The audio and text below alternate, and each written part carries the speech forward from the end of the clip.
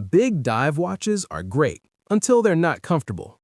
Now, Delma is fixing that with a smarter, more wearable update to one of its most iconic models, the Shellstar Automatic, now in 41mm steel.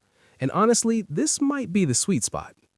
The Shellstar collection has always been known for its bold, 1970s-inspired design, usually in larger 44mm cases.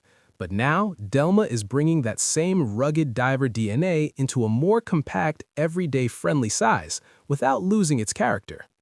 The new case measures 41mm, with a thickness of 12.8mm and a 47.5mm lug-to-lug.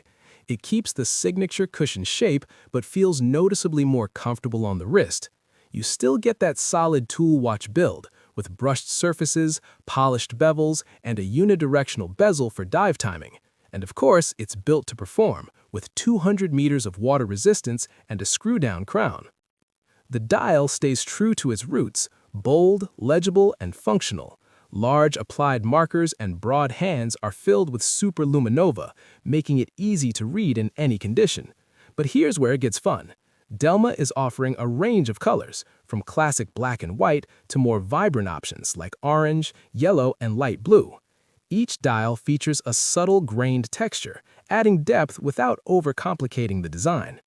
Inside, you'll find the reliable Sellita SW200-1 automatic movement. It beats at 28,800 vibrations per hour and delivers a 41-hour power reserve. Nothing flashy, just dependable performance, exactly what you want in a dive watch. You can choose between a stainless steel bracelet or a rubber strap with color-matched stitching. Both options keep the watch versatile, whether you're diving, traveling, or just wearing it daily.